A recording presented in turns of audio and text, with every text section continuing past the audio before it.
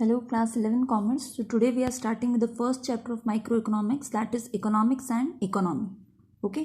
इस चैप्टर के अंदर सबसे पहले हम पढ़ेंगे कि व्हाट इज इकोनॉमिक्स. जो भी सब्जेक्ट आप पढ़ रहे हो सबसे पहले आपको पता होना चाहिए कि इकोनॉमिक्स जो सब्जेक्ट है वो हम क्यों पढ़ रहे हैं, किस बारे में है ये सब्जेक्ट. तो देखिए, सबसे पहले आप इमेजिन कीजिए कि you are the richest person in India. आपके पास बहुत सारा पैसा है.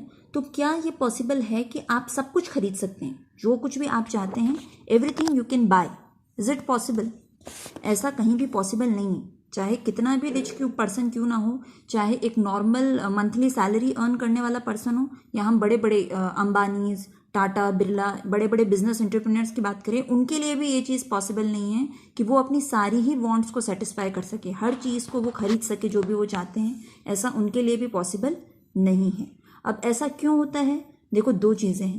First thing, your wants are unlimited. हमारी जो वॉन्ट्स हैं, हमारी जो इच्छाएं हैं, वो अनलिमिटेड हैं. उनका कभी भी अंत जो है वो नहीं होता है. एंड सेकेंड चीज़, हमारी जो मीन्स हैं, जो हमारे रिसोर्सेज हैं, वो लिमिटेड है. जैसे सपोज देखिए, आपको रिक्वायरमेंट फील हुई कि I should have a new ball pen.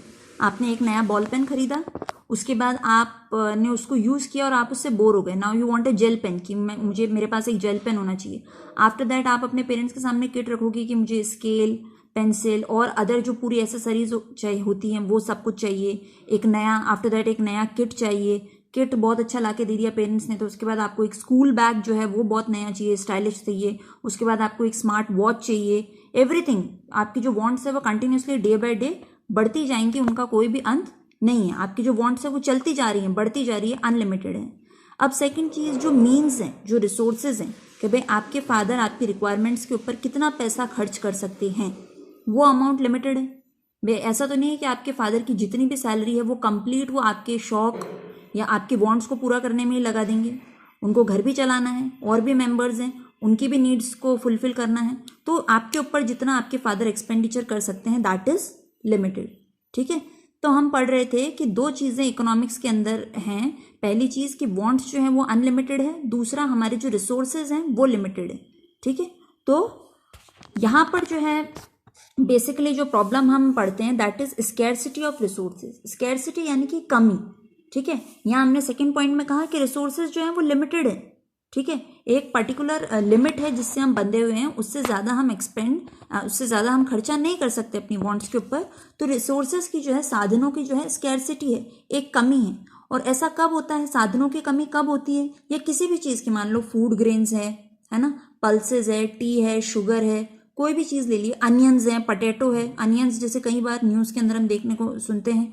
तो किसी भी चीज़ की स्कैरसिटी, कमी कब आती है? जब उसकी डिमांड जो है वो तो बहुत ज़्यादा है और उसकी सप्लाई जो है उसके कंपैरिजन में बहुत कम होती है.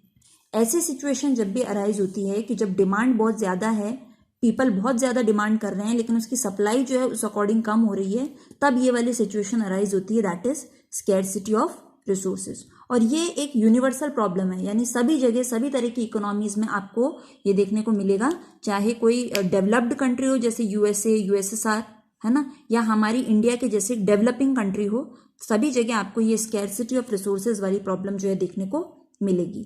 अच्छा, अगर ये स्कैरसिटी ऑफ रिसोर्सेज वाली जो प्रॉब्लम है, इसको अगर हम इंडिविजुअल लेवल के ऊपर स्टडी कर रहे हैं, है ना, तो उसको हम कहेंगे कि we are studying it at micro level. और अगर हम कंट्री लेवल के ऊपर डिस्कस कर रहे हैं तो हम उसको कहेंगे कि we are talking about the macro level. ठीक है. और ये एक ऐसी प्रॉब्लम है जिसको आप चाह कर भी अवॉइड नहीं कर सकते. हम पूरी तरीके से इसको सॉल्व भी नहीं कर सकते. हम क्या कर सकते हैं कि अपने रिसोर्सेज को प्रॉपरली मैनेज कर सकते हैं. ओके. तो अगेन आई एम रिपीटिंग. देखो, फर्स्ट चीज आपने पढ़ी कि वांट्स जो है, हमारी इच्छाएं जो हैं वो अनलिमिटेड हैं. सेकंड, हमारे जो मीन्स हैं उन वांट्स को सेटिस्फाई करने के लिए, वो लिमिटेड हैं. And third important thing is कि आपके जो भी रिसोर्सेज है ऑलरेडी वो कम हैं, ऑलरेडी वो स्कैर्स हैं, और उनके बहुत सारे अल्टरनेटिव यूजेस भी हैं.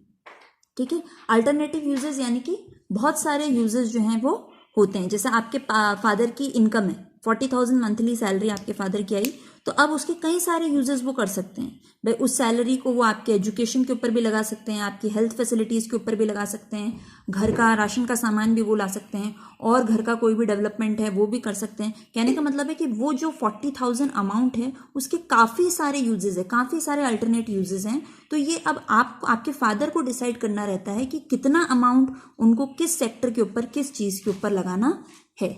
ओके जैसे देखो एग्जाम्पल गिवन है यहाँ पे, मैक्रो लेवल की अगर हम बात करें, इंडिविजुअल लेवल पे अगर हम बात करें, तो फार्मर के पास लैंड है, तो फार्मर को ये डिसाइड करना है कि भाई वो उस लैंड के ऊपर राइस का प्रोडक्शन करेगा या व्हीट का प्रोडक्शन करेगा या शुगर केन का प्रोडक्शन करेगा।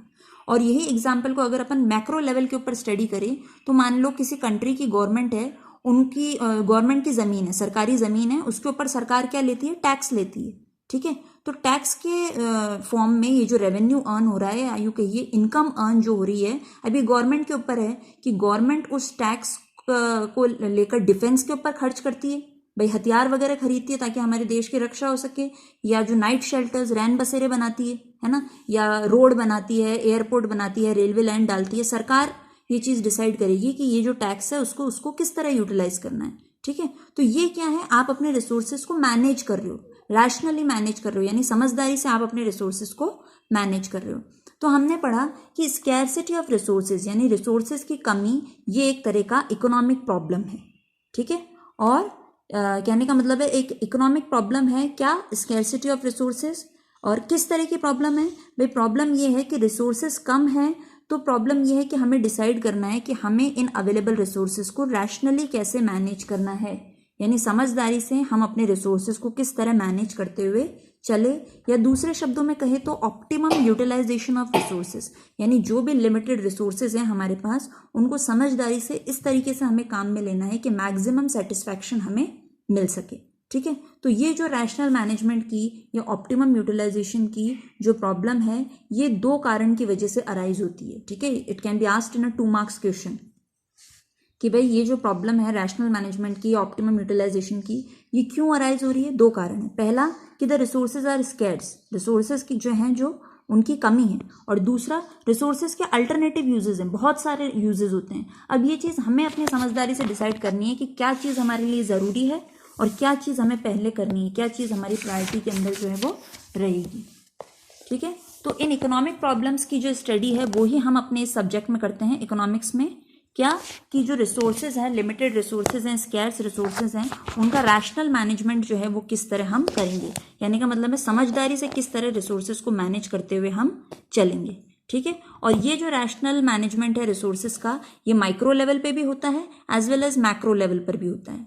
ठीक है, माइक्रो लेवल पे कैसे होता है कि मान लो कोई इंडिविजुअल कंज्यूमर है, ठीक है, मान लो आपके घर में आपके फादर हैं, तो अब उनकी 40,000 मंथली सैलरी है। ठीक है, तो अब वो डिसाइड करेंगे कि भाई किस तरह मैं अपनी इनकम को खर्च करूं कि मेरे फैमिली मेम्बर्स का जो सेटिस्फैक्शन है वो मैक्सिमम रहे। अगर हम बात करें इंडिविजुअल प्रोड्यूसर की, मान लीजिए आप एक प्रोड्यूसर हो और आपकी फैक्ट्री के अंदर बिस्किट बनते हैं। ठीक है, तो आप ये चीज़ डिसाइड करोगे कि मेरे पास जो भी रिसोर्सेज हैं, जो भी साधन हैं जिनसे मेरी फैक्ट्री के अंदर प्रोडक्शन होता है, उनको मैं किस तरह यूटिलाइज करूं कि मेरा जो प्रॉफिट है वो मैक्सिमम हो सके।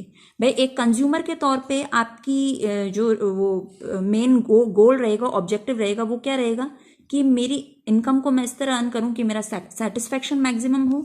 और जब आप एक प्रोड्यूसर के तौर पे अपने आप को रखते हो, तो प्रोड्यूसर जो है उसका मेन मोटिव क्या रहेगा कि मेरा प्रॉफिट जो है वो मैक्सिमम होना चाहिए। ये तो बात हो गई about the micro level. Now macro level में हम बात करते हैं कंट्री लेवल की, नेशनल लेवल की। तो कंट्री के पास जो भी रिसोर्सेज है, जो भी पैसा है, चाहे वो टैक्स के फॉर्म में आया है, चाहे किसी भी तरीके से आया है, अब कंट्री का मेन ऑब्जेक्टिव क्या रहेगा कि अपनी जीडीपी ग्रोथ को बढ़ाना है। जीडीपी यानी कि ग्रॉस डोमेस्टिक प्रोडक्ट। भाई कहने का मतलब है कि भाई कंट्री जो है वो अपनी वेल्थ को किस तरह यूटिलाइज करेगी कि जो प्रोडक्शन है कंट्री के अंदर, पूरी कंट्री के अंदर जो प्रोडक्शन है वो मैक्सिमम होना चाहिए, और लोगों का जो वेलफेयर है, सोशल वेलफेयर यानी कि सोसाइटी का वेलफेयर जो है वो मैक्सिमम होना चाहिए। ठीक है, तो अगर हम माइक्रो लेवल पे बात करें तो हमारे अलग ऑब्जेक्टिव रहेंगे about the rational management of resources, और अगर मैक्रो लेवल की बात करें तो अलग ऑब्जेक्टिव रहेंगे about the rational management of resources. So this was about the subject matter economics, जो कि डील करता है इन्हीं चीज़ों से कि किस तरह हम अपने लिमिटेड रिसोर्सेज को जो है रैशनली मैनेज करें, माइक्रो लेवल पर भी as well as macro level के ऊपर भी। So go through this content in your book and prepare notes from this section, as well as you can read this HOTS based question also. Thank you for listening.